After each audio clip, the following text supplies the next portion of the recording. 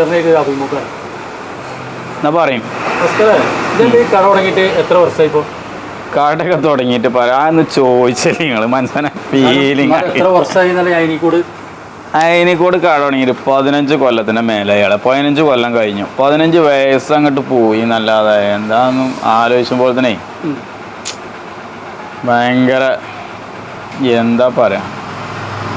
15 കൊല്ലം സലാമാകാക്ക് വാടക ഉസാറായിട്ട് കിട്ടി. ഈ കട തുടങ്ങിയിട്ട് മെച്ചങ്ങൾ എന്തെങ്കിലും കാര്യങ്ങൾ മെച്ചങ്ങൾ എന്ന് പറഞ്ഞാൽ ബന്ധങ്ങളുണ്ടായി, ആളുകളായിട്ടും അല്ലാത്ത നല്ല ബന്ധങ്ങളുണ്ടായി, അത്രേ ഉള്ളൂ. വേറെ കച്ചവടമായിട്ട് നമുക്ക് എന്നാ കുഴപ്പമില്ല. നമ്മളെ അന്നത്തെ വട്ടച്ചെലവുകൾ കാര്യങ്ങൾ നടന്നിങ്ങനെ പോയി. പക്ഷെ ഇപ്പൊ ഈ ടൈമിൽ കുറച്ച് കടങ്ങളും ബാധ്യതകളും കുറെ വന്നു. പിന്നെ കുറെ അതൊന്നാമത് കച്ചവടത്തിൻ്റെ കൊണ്ടല്ല. കച്ചവടം ഇപ്പോ ഈ കൊറോണ ടൈമിൽ വന്നുകൊണ്ട് കച്ചവടം വളരെ ഡിമ്മാണ്. അമ്മക്ക് എന്നില്ല, മൊത്തത്തിൽ ഡിമ്മാണ്.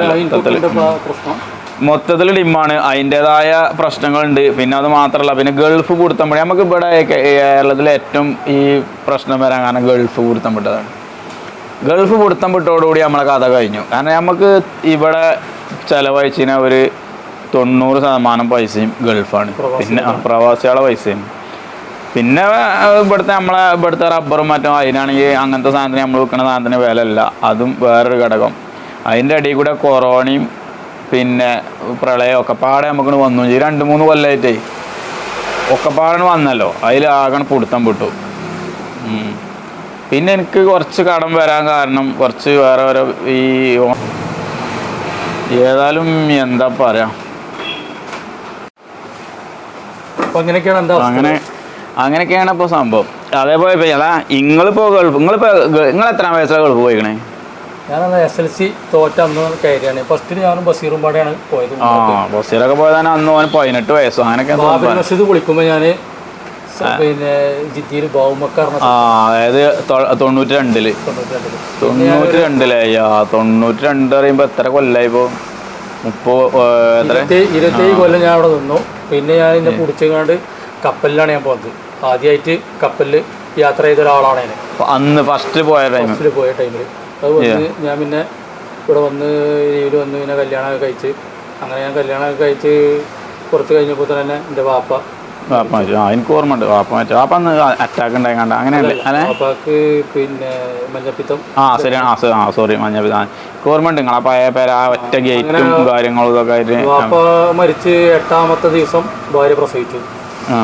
അങ്ങനെ കുറേ കടങ്ങളും കുറേ ബാധ്യതകളും കുറേ പ്രശ്നങ്ങളും ഉണ്ടായിരുന്നു. അങ്ങനെ പിന്നെ വീണ്ടും സൗദി പോയി. പിന്നെ അങ്ങനെ രീതിയിൽ വരും, കടം വാങ്ങും, ലോൺ എടുക്കും, പെരപ്പണി കാര്യങ്ങളൊക്കെ അങ്ങനെ ആയിട്ട് ഒരു 10 റുപ്യ കാണുന്നത് ഇപ്പം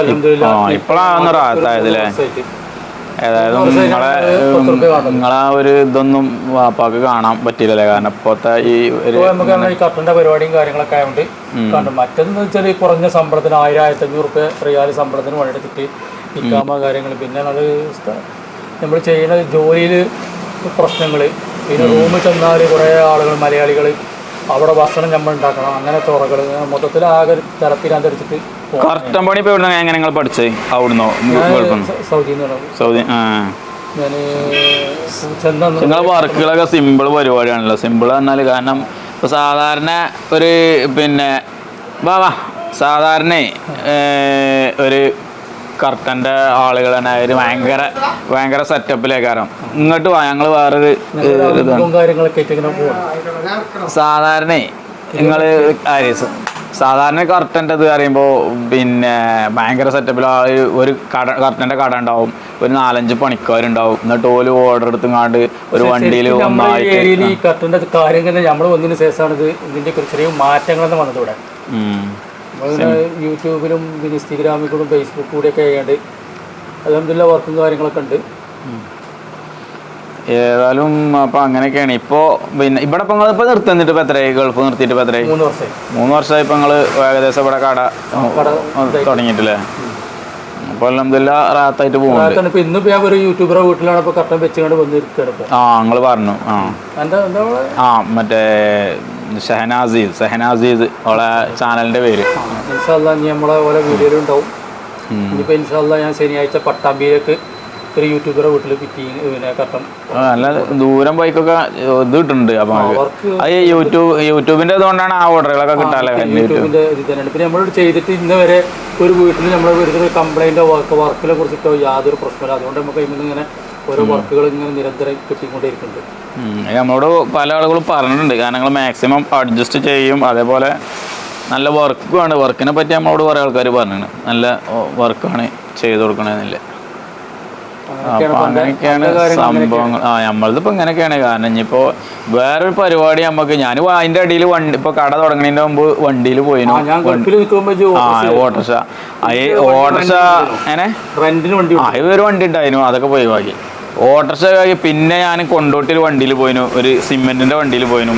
അത് അയിമ പോയിക്കുന്ന ടൈമിലാണ് പിന്നെ കട തുടങ്ങണേ. കട തുടങ്ങാൻ കാരണം എന്താ വെച്ചാൽ എൻ്റെ എളാപ്പ ഇപ്പൊ മരിച്ച എളാപ്പല്ലേ, അൽബാക്ക ഗൾഫിലായി തന്നെ നമ്മൾ ഈ ഹുണ്ടിന്റെ പരിപാടി ഉണ്ടായില്ല അന്ന്, ഈ മറ്റേ കോയല് കണക്ഷൻ കൊടുത്തുകൊണ്ട് ഫോൺ അതിൽ അങ്ങനെ ഒരു ഇത് മൂപ്പര ഇതിലും വേണ്ടിയിട്ട് അങ്ങനെ തുടങ്ങിയതേനു. അന്ന് മൂപ്പര തന്നെയാണ് അതിന് അതൊക്കെ എനിക്ക് തുടങ്ങാനുള്ള എല്ലാ സംവിധാനങ്ങളും ചെയ്തു തന്നീനത്. പിന്നെ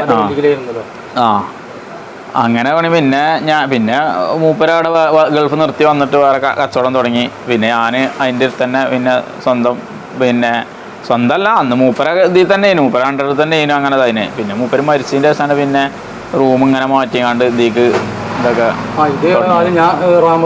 സൂപ്പർ മാർക്കറ്റ്. അപ്പൊ അങ്ങനെയൊക്കെയാണ് സംഗതികൾ.